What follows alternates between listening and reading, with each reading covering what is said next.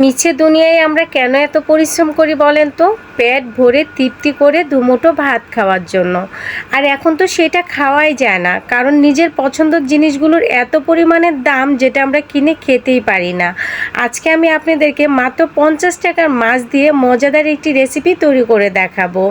এখানে আমি প্রথমে লেবু পাতা নিয়েছি ধনিয়া, নিয়েছি জিরা, নিয়েছি শুকনো মরিচ, এগুলো বেটে নেব। আর এখানে নিয়েছি আলু রসুনের খোয়া, নিয়েছি কিছু পেঁয়াজ খোয়া খোয়া করে কেটে নিয়েছি, আর নিয়েছি কাঁচামরিচ কেটে।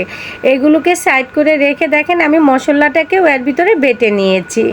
আর এখানে কিন্তু অবশ্যই লেবু পাতাটা কিন্তু দিতেই হবে মশলাটা বাটার সময়। আর এই হচ্ছে আমার চড়া দামের মাছ, যে মাছ এখন কিনতে গেলে 600-700 টাকা কেজি, আর এটা আমি মাত্র 50 টাকা দিয়ে কিনে এনেছি। অল্প হলেও সেটা আজকে 4 থেকে 5 জন মানুষ যেভাবে খেতে পারে আমি একটি রেসিপি তৈরি করে আপনাদেরকে দেখাবো। এখানে দিয়ে দিলাম আলু, দিয়ে দিলাম কটা চামচ হলুদ, কটা চামচ লবণ দিয়ে আলুগুলোকে ভালোভাবে লাল লাল করে ভেজে নেব। আমি এটা ভাজা দিয়ে আমি এখানে মাছটাতে মশলা মেখে নেব।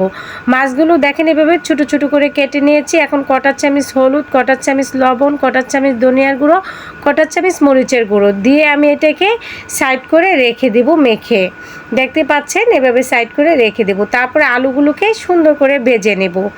এখন বাজারের যে অবস্থা আপনারা তো সকলেই জানেন, যে কোনো মাছ কিনতে যান 300, 400, 500 টাকার নিচে কিন্তু কেজিই নেয় মাছের। আলুগুলোকে আমি লাল লাল করে ভেজে উঠিয়ে নিয়েছি। এখন রসুন পেঁয়াজ আমি ভেজে নেব লাল লাল করে। এখানে আমি হলুদ মরিচ দিব না, যেহেতু এখানে আগে এই আলুটার সাথে আমি হলুদের গুঁড়ো দিয়েছি, তেলটাতে সেটা আছে, সেজন্য আর এখানে আমি কিন্তু হলুদ লবণ ব্যবহার করব না। আলুটা দেখতে পাচ্ছেন কেমন করে ভেজে নিয়েছি। এভাবে আমি পেঁয়াজ আর রসুনটাকেও এরকম লাল লাল করে সুন্দর করে ভেজে নেব। এভাবে দেখতে পাচ্ছেন এভাবে ভেজে নেব। তারপরে এটা উঠিয়ে সাইড করে রেখে যে মশলা মেখে রেখেছিলাম মাছটা, আমি সেই মাছটাকেও দিয়ে দেব। দিয়ে মাছটাকেও আমি সুন্দর করে একদম লাল লাল মচমচা করে ভেজে নেব।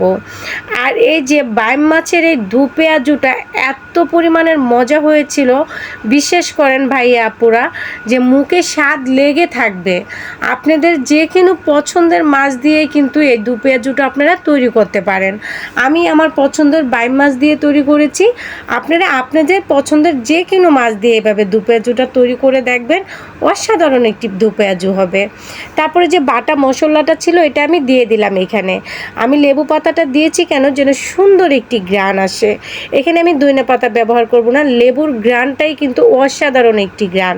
তারপরে এখানে আমি দিয়ে দিলাম মশলাটার সাথে হাফ চামচ হলুদের গুঁড়ো, হাফ চামচ লবণ, হাফ চামচ দিয়ে দিচ্ছি আদা রসুন বাটা, দিয়ে একটু ভেজে নিয়েছি। নিয়ে এখানে আমি কষানোর জন্য পানি দিয়ে দিয়েছি। ভালোভাবে এটাকে আমি কষিয়ে নেব। বিশেষ করে এটা যত বেশি কষাচ্ছিলাম তত বেশি একটি লেবুর ফ্লেভার বের হচ্ছিল, এত সুন্দর ঘ্রাণটা আসতেছিল যেটা আপনারা বাসায় তৈরি করে না খেলে বুঝতে পারবেন না। তারপরে যখন মশলাটা থেকে তেল ছেড়ে দিয়েছে, তখন আমি যে উপকরণগুলো ভেজে রেখেছিলাম সেই উপকরণগুলো আমি এখানে দিয়ে দেব। দিয়ে ভালোভাবে এগুলোকে আমি ভেজে নেব। এখানে কিন্তু আমি আর কোনো ধরনের পানি ব্যবহার করব না। এইভাবে একটু ছড়িয়ে দিব, ছড়িয়ে দিয়ে উপরে কাঁচামরিচগুলো দিয়ে দিব, দিয়ে আমি ভালোভাবে লাল লাল করে একদম ভেজে নেব। এই দু পেঁয়াজুটা খাওয়ার মজাই কিন্তু আলাদা। বাইম মাছ দিয়ে কিন্তু অসাধারণ হবে। আপনারা যারা বাইম মাছ খেতে পছন্দ করেন তারা একবার এভাবে দু পেঁয়াজুটা বানিয়ে দেখবেন। আমি কথা দিচ্ছি আপনাদেরকে, মুখে এটা স্বাদ লেগে থাকবে আপনাদের। বা আপনাদের যে কোনো পছন্দের মাছ দিয়ে আপনারা এই দু পেঁয়াজুটা তৈরি করে নিতে পারেন। দেখতেই পাচ্ছেন মাশাআল্লাহ দিলে এটার কালারটা অসাধারণ সুন্দর এসেছে। আর লেবু পাতার একটি ঘ্রাণ, এটা আর কি বলবো আপনাদেরকে, জাস্ট ওয়াও। তো এই পর্যন্তই ছিল আমার আজকের এই দু পেঁয়াজুর ভিডিও। যদি আপনাদের ভালো লেগে থাকে অবশ্যই একটি লাইক করবেন, কমেন্ট করবেন, শেয়ার করবেন, একটু বেশি বেশি করে শেয়ার করে দিবেন। আল্লাহ হাফেজ।